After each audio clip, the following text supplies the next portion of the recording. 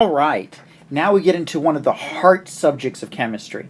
One of the subjects that you really need to know if you're going to go forward anywhere in your career, whether it's biology, chemistry, physics. If you're going forward in any of your scientific careers or engineering careers, this is one of the skills we need you to acquire. And that's the ability to understand chemical bonding and the ability to name the compounds resulting from those chemical bonds. We're going to start our discussion of chemical bonding and chemical nomenclature by looking at ions. Before we can begin this discussion, however, we need to first meet the Octet Rule. Now, I may have already mentioned the Octet Rule to you because it's one of those things I always get so excited about getting to that I usually wind up introducing a little bit earlier than I mean to in my lesson plans. But in case I haven't introduced it to you before, the Octet Rule is the desire of elements to have a completely filled valence shell S and P. So why do we call it the Octet Rule if elements want to have a valence shell S and P? Well, let's first start by a quick definition of a valence shell in case you've forgotten. Your valence shell for an atom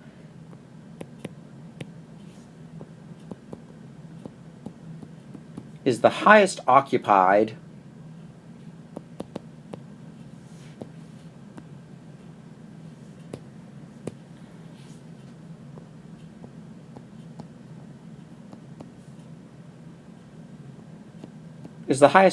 energy shell or energy level, and the valence shell,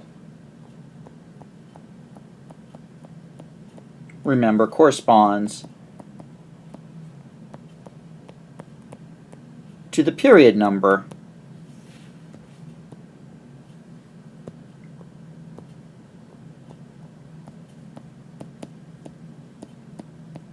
for an element. So the valence shell is the highest occupied energy shell or level, and it corresponds to the period number for an element.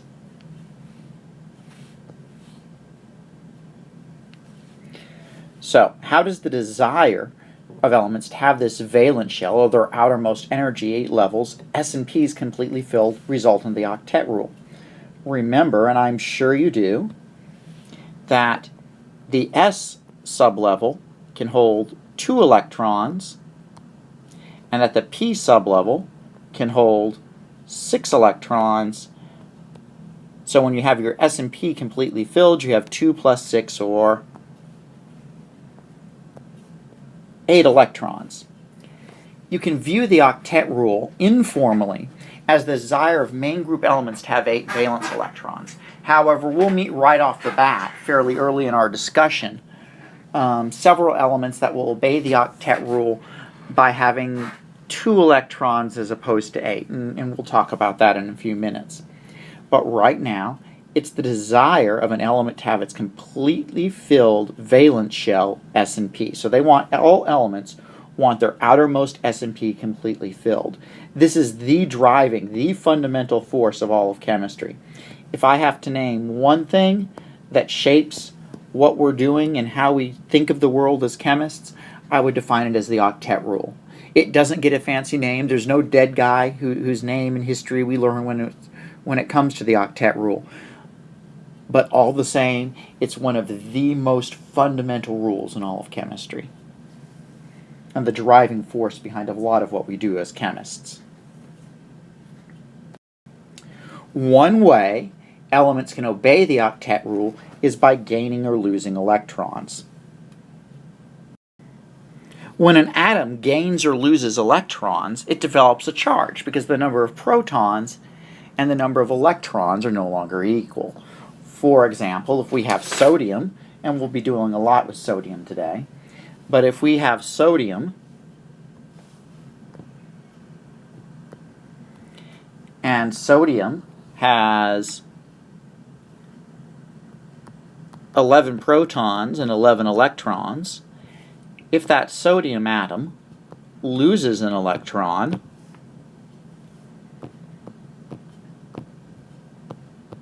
then It has 11 protons still, but it only has 10 electrons. So it develops a +1 charge.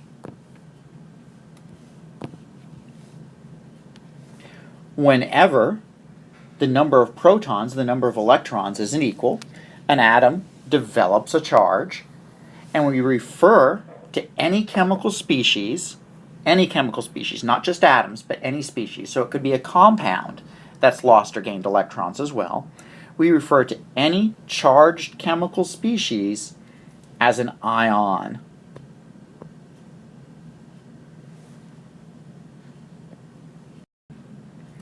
When an element or a species, such as sodium, loses an electron to form an ion, it develops a positive charge. We refer to positively charged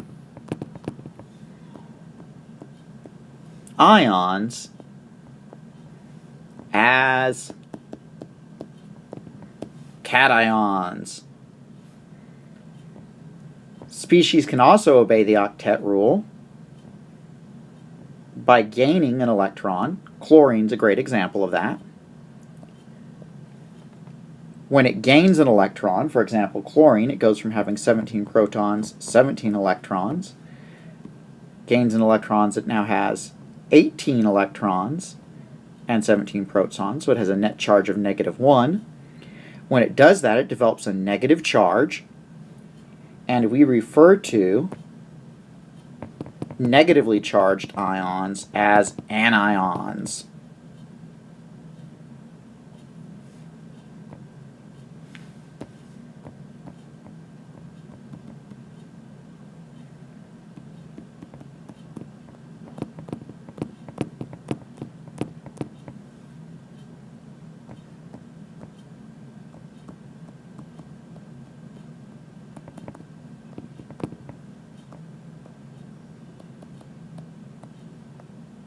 You need to memorize that a cation is a positively charged anion, a cation is a positively charged ion, and that an anion is a negatively charged ion. I remember it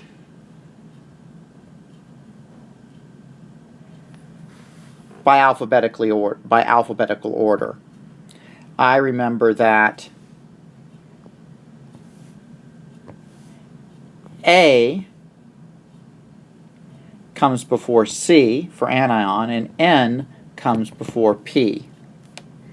So, anion negative, cation positive. Sorry, that's all I got for you on that one. Actually, there's another mnemonic device before I forget about it. What's the sign for a positive charge? The sign for a positive charge is a plus, right? Which of these two has a plus in the name? Cation, right? See, there's the plus sign in the name. So that's how you can remember cations are positive, right? Because they have the plus sign in the name there. So, positively charged ions are cations, negatively charged ions are anions. Another thing I want to note real quickly is the symbology of ions. I'm writing a couple ions here.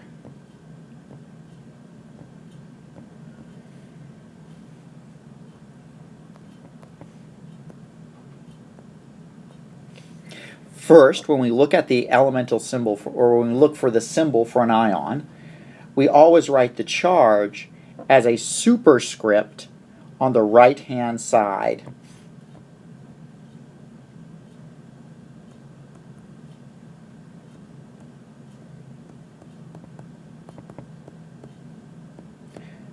Remember, we saved the left side for nuclear information when we were doing our nuclear chemistry, or if you haven't got to nuclear chemistry yet, we always provide nuclear information on this side, electron cloud information, or number of ions, or number of atoms in a compound on this side.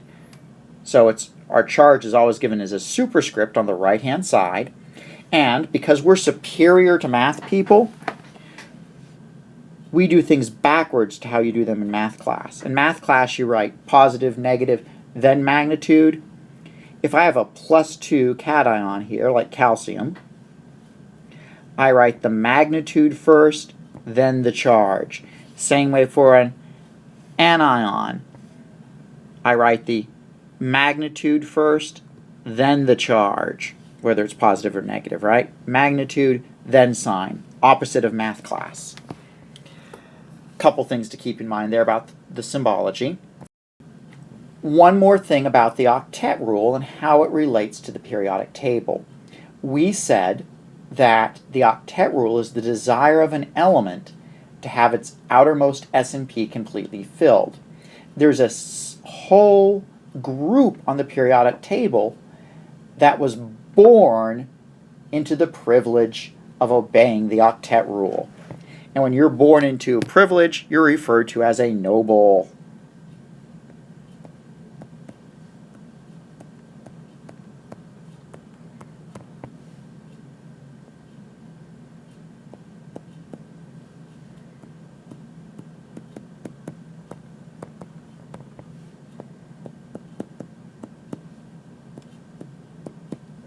Noble gases are born obeying that octet rule. Remember, noble gases are those elements in group 8A, and all those elements in group 8A have a completely filled valence shell.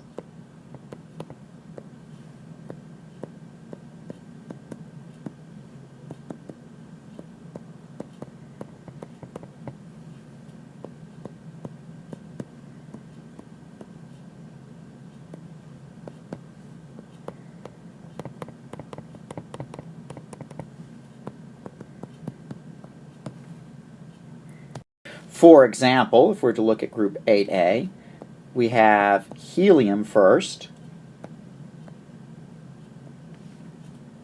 1s2, and the first energy level can only hold 2 electrons, so its outermost valence shell is completely filled. Neon,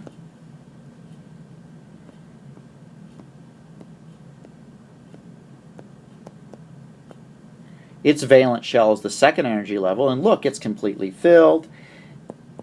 Argon,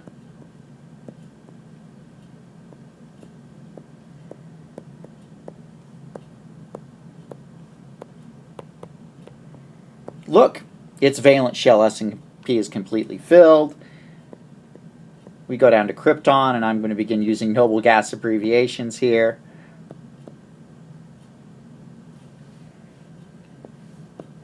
We go to krypton.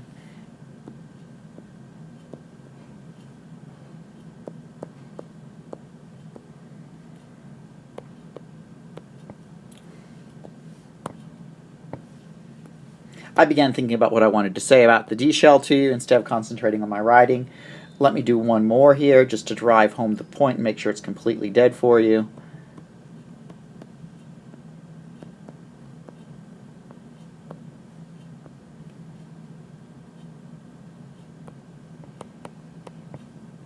Krypton, its valence shell is the fourth.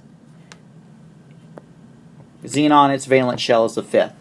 If you look at your noble gases, all of them have their highest energy occupied energy level, the S&P of it completely filled. So all of these elements in group 8A were born obeying the octet rule. Another thing real quickly is notice that krypton and xenon have electrons in a 3D, 4D. Argon has a 3D and it's unoccupied. Does our octet rule mention anything about the 3D or anything about any of the Ds? No, our octet rule doesn't mention the D. When we talk about the octet rule, we focus only on S and P. So when we're talking about the octet rule,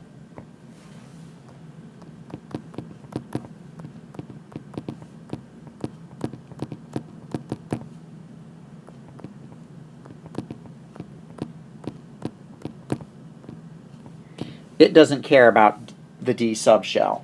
Octet rule applies only to the S and P being completely filled. All right, so all of these noble gases, all these group 8A elements here, were born obeying the octet rule. If the driving force behind all of chemistry is for elements to have a completely filled valence shell S and P, and the noble gases already obey it, what do you think the reactivity is of these noble gases? Very low, right? The whole reason that noble gases are chemically inert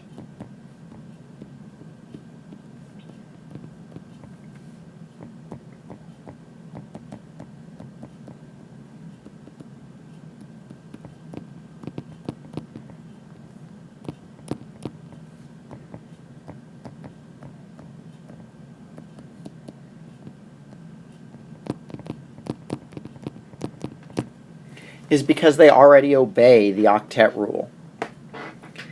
It also has another important ramification.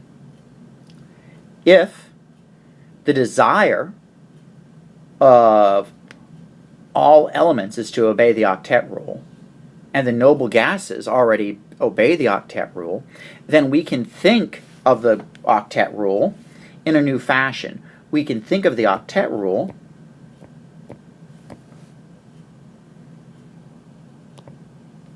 as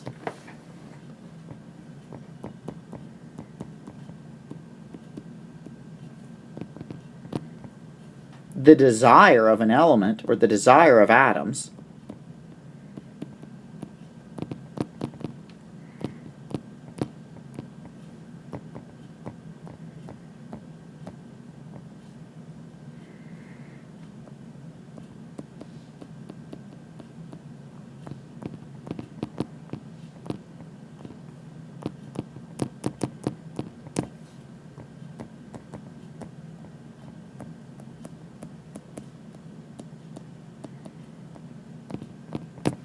the octet rule is the desire of atoms to have the same electron configuration as the nearest noble gas. That's one way of thinking about it. Or to have the same valence shell configuration as the nearest noble gas.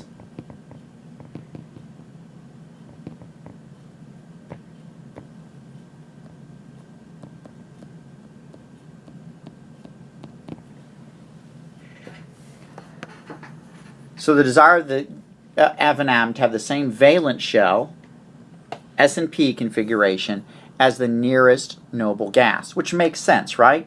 Because everybody wants to be a noble, right?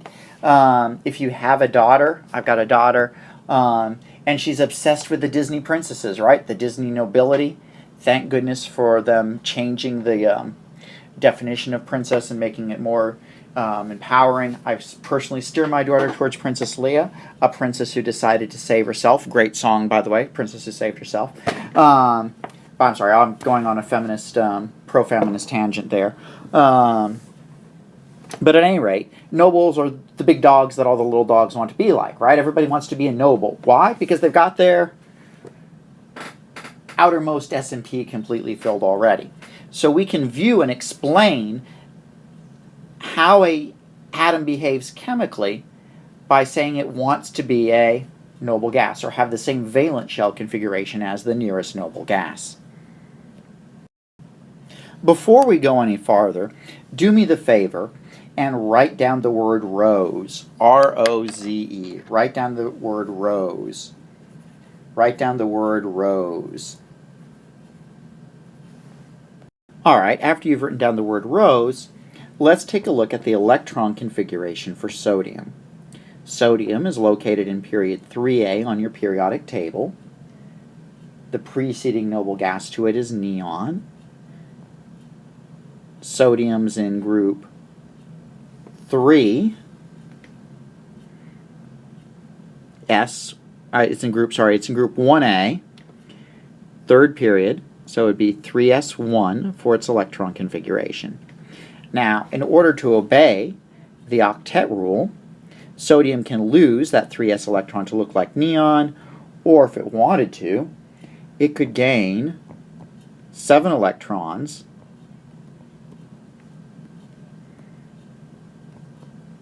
and have the same electron configuration as argon. What do you think it's going to be easier for sodium to do? To lose 1 electron and look like neon, or to gain 7 electrons to look like argon? It's going to be easier for it to lose 1. So that, it turns out, is exactly what our sodium does. Our sodium obeys the octet rule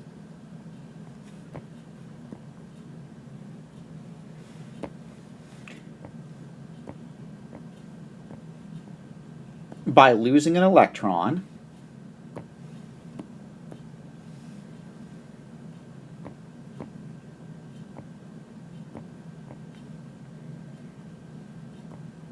to give itself the same electron configuration as neon, which you'll remember is 1s2, 2s2, 2p6, thereby giving itself a complete octet. So sodium can obey the octet rule by losing an electron. If you look at the other elements in group 1a, so I'm looking at my periodic chart, I'm looking at the elements in group 1a here, and that would be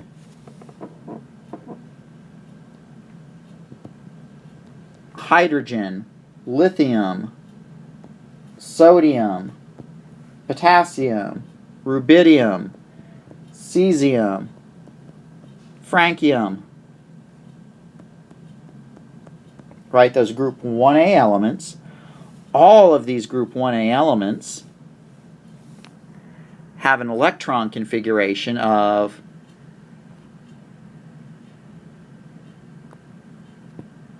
the period number S1, right? Sodium, 3s1.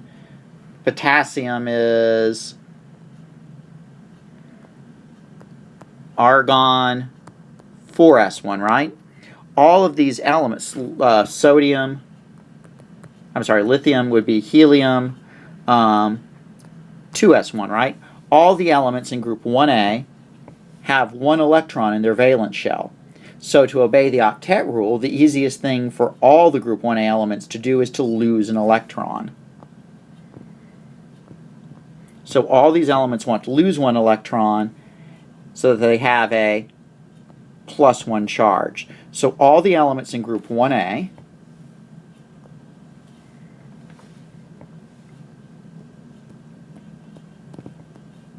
all group 1a elements are going to develop +1 cations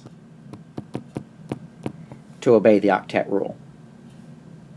Let's take a look at sodium's next door neighbor, magnesium. Magnesium is in group 2a, period 3. Its electron configuration is neon, 3s2. So once again, magnesium has a choice to make. It can lose 2 electrons to look like neon, or it could gain 6 electrons to look like argon. What do you think is going to be easier for it to do? Gain 6 electrons or lose 2? You're right, it's easier for it to lose 2. So that's exactly what neon's going to do. That's exactly what magnesium is going to do. Magnesium is going to lose 2 electrons.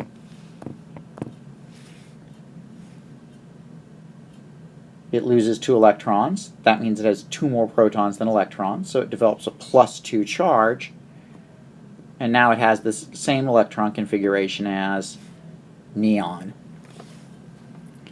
If you think about magnesium being in group 2a,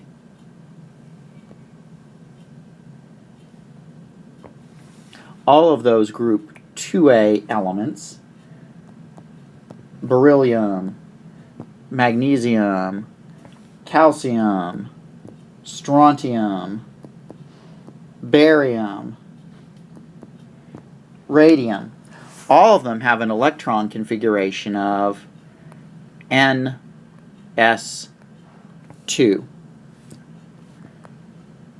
Right? Helium, 2s2, neon, 3s2, argon, 4s2, so forth and so on. All of these group 2a elements have 2 valence electrons. So all of them are going to lose 2 electrons to obey the octet rule.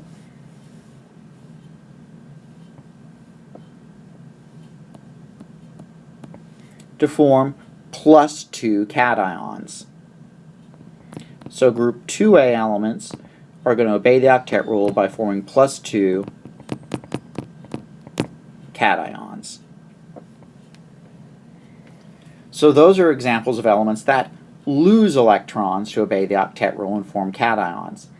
If we hop to the other side of the periodic table, we can find examples of elements that form anions. Let's take a look at group 6A. So we're looking at oxygen, sulfur, selenium, tellurium, polonium. All of these elements have an electron configuration of Ns2P4. For purposes of discussion, let's home in on sulfur.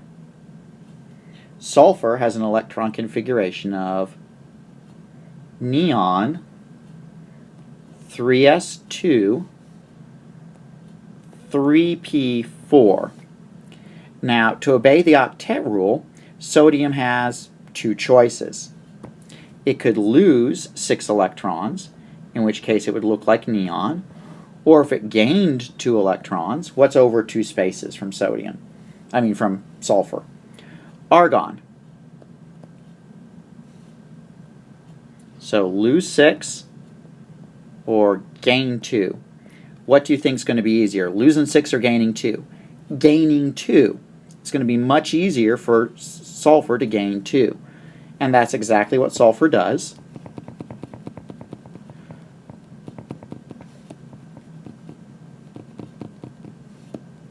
So sulfur gains 2 electrons. Where do those electrons come from? We don't care at this point. That's not what we're talking about. We're just talking about the fact that it wants to gain 2 electrons. So it can obey the octet rule by gaining 2 electrons. When it does that, it has 2 more electrons than it does protons, so it develops a charge of 2 negative. If we're to look at it real closely, sulfur had 16 protons and 16 electrons.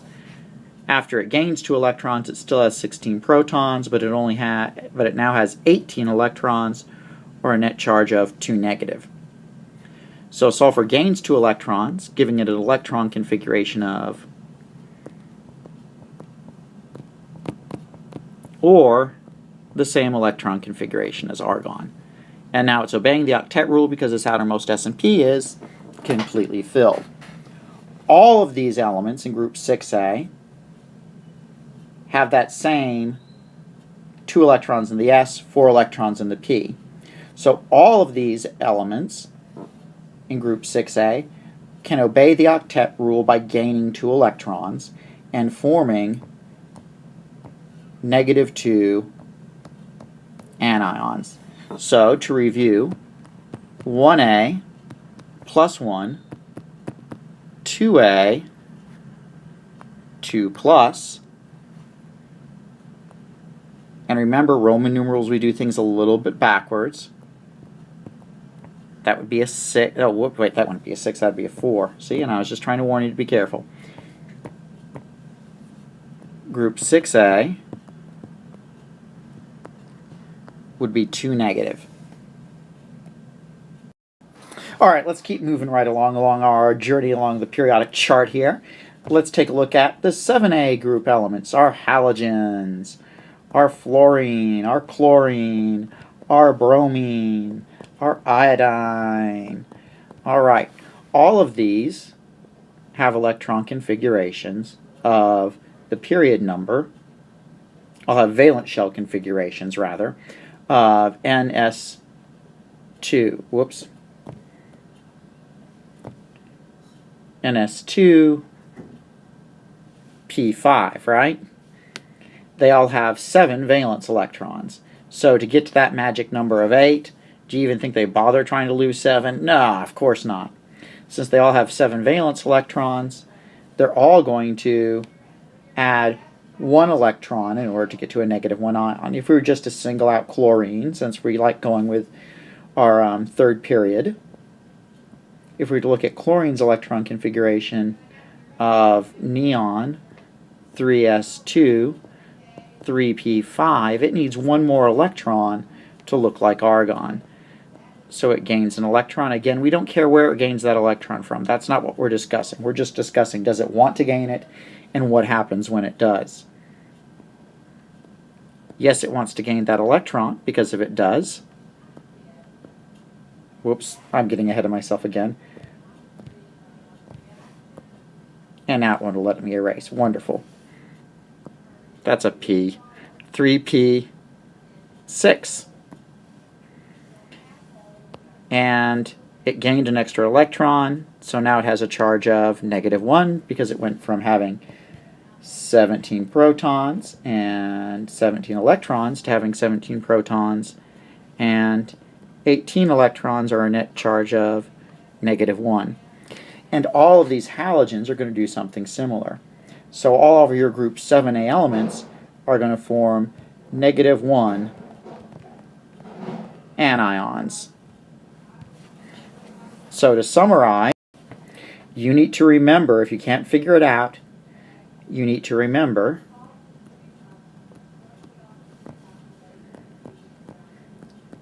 group 1a elements form +1 cations. Group 2a elements form +2 cations. Group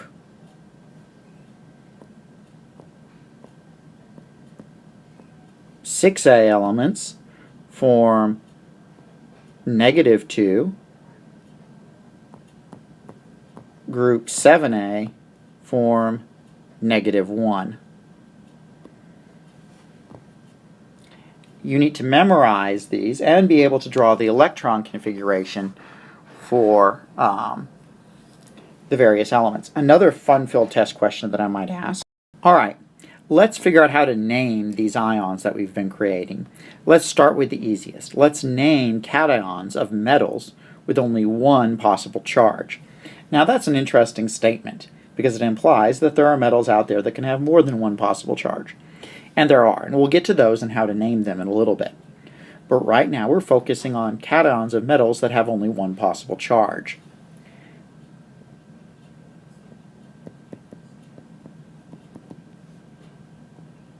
For our purposes, we're going to say that metals in group 1a, 2a, and our staircase step can only have one possible charge. And what I mean as our staircase step is if you go to your periodic table and you locate aluminum,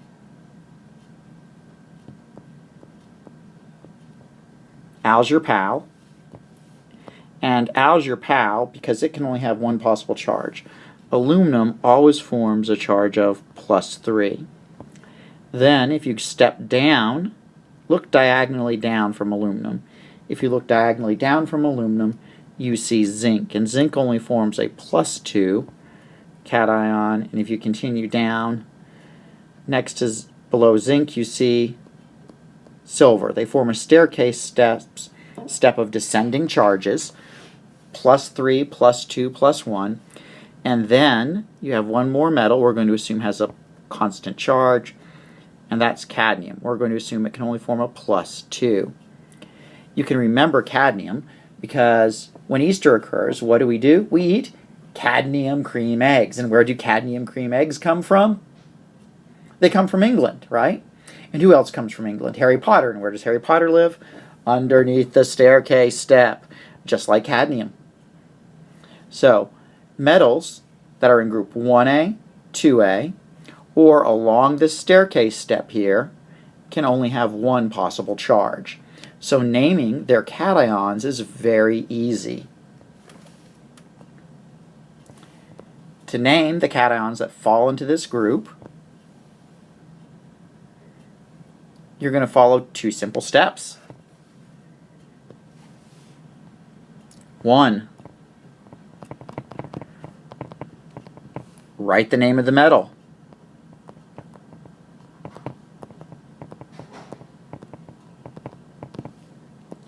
2.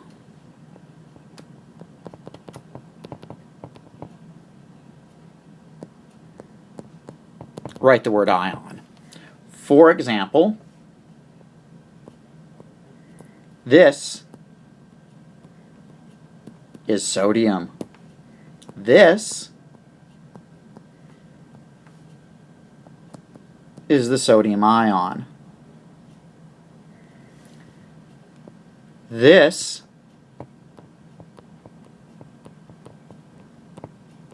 is magnesium. This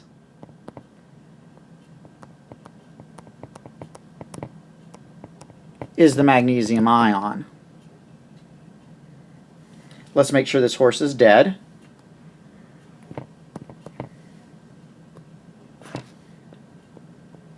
This is aluminum. This, however,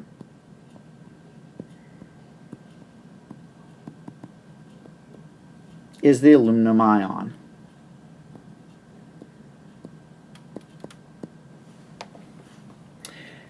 What difference does that word ion make? 3 electrons worth of difference, right? So that's how you name cations with metals that can have only one possible charge. Let's take a look at naming anions.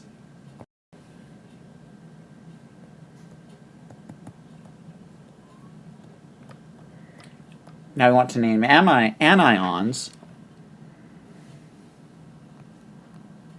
that are monatomic, meaning our anions here consist of only one atom.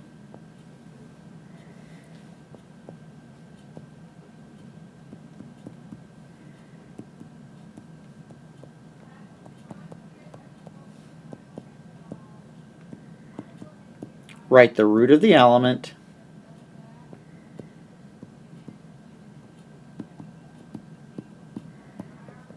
and then you're going to add the suffix IDE. Whoa, whoa, whoa, wait a second.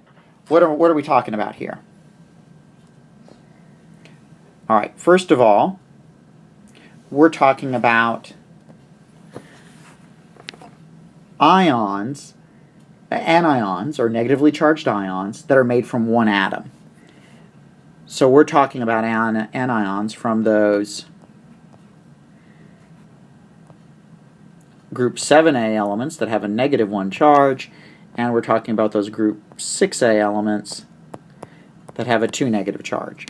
In addition to those two, you should have no problem remembering nitrogen and phosphorus can have -3 charges. No problem, right? No problem remembering that? Surely you can have no problem remembering that. So those are what we're talking about here. To name them,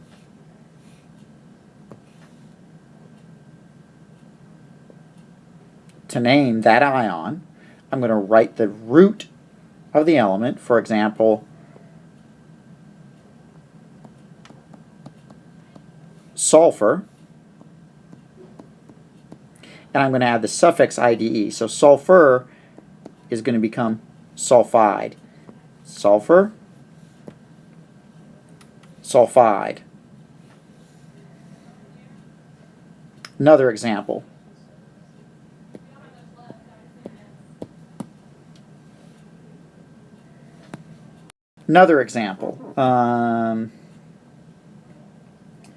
Let's do, oops, wrong side of the periodic chart there. Here's one. This would be chlorine, so chlorine would become, put on the suffix IDE, so chlorine would become chloride. Iodine become iodide. Bromine would become bromide. Oxygen becomes oxide. Selenium becomes selenide. Nitrogen becomes nitride. Phosphorus becomes phosphide. And that's about it, quite frankly. So you're adding the suffix IDE. Now notice how I didn't write the name of any of the pure elements. It now becomes time for us to talk about naming pure elements.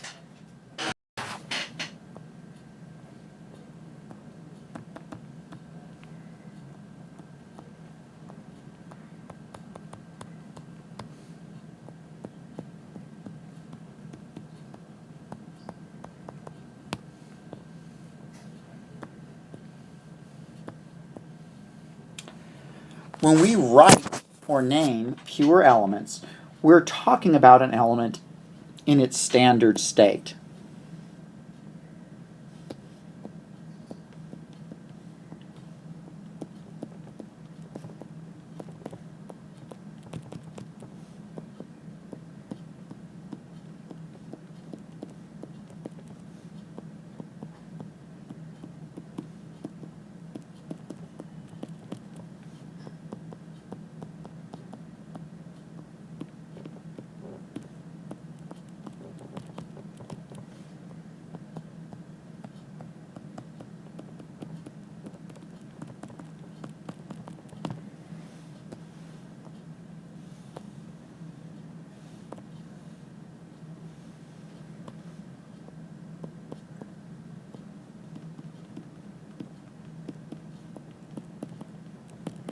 When we say standard state, or how an element exists in its standard state, we define standard state as how the element exists at room temperature conditions. And room temperature conditions means 1 atmosphere of pressure and 25 degrees of Celsius, or 298 Kelvin.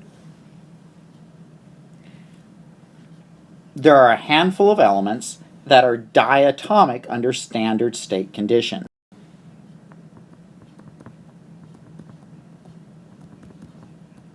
You are responsible for knowing these diatomic elements for the rest of your entire life. No! You mean I have to remember the halogens are diatomic? Yes, you do. No! You can't mean it. Yes, I do. You have to remember that the halogens are diatomic.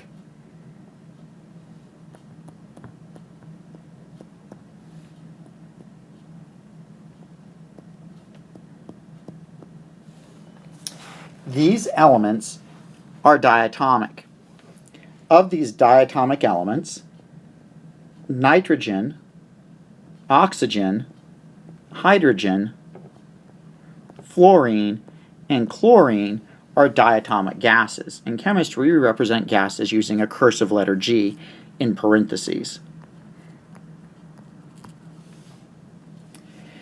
Bromine's also an element whose standard state phase you should be aware of. Bromine is one of 2 liquids you will find. The other liquid is, of course, mercury. Iodine is a solid. What do I mean when I say these guys are diatomic? Why am I making such a big deal out of this? Here's why. Because it's how chemists talk. If a chemist says,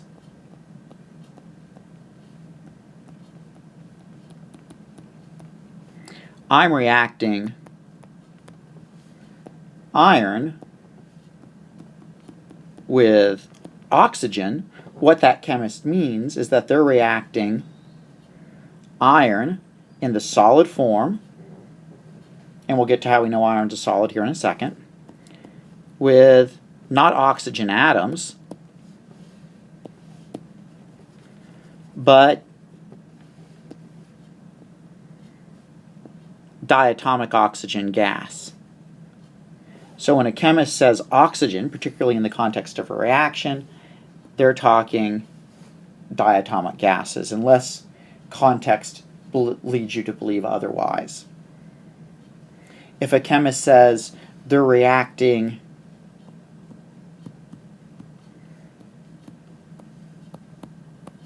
sodium and chlorine, they mean that they're reacting solid sodium with diatomic chlorine gas. How did I know sodium and iron were solids?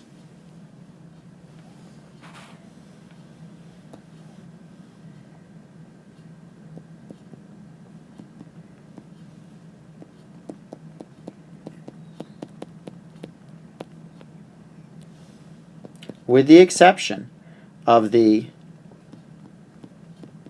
noble gases,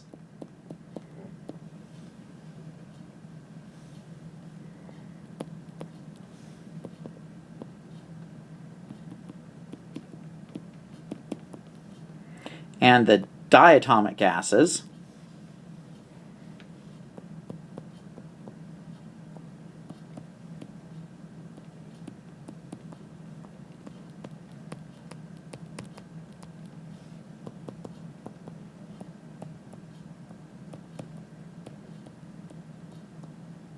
are solids in their standard states, with two more exceptions that just makes awkward to say.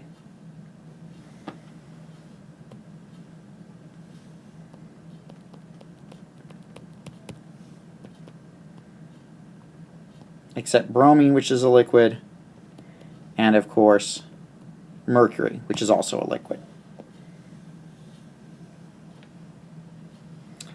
So you're responsible for knowing those standard states. You're also responsible for knowing those. No! You have to remember that halogens are diatomic.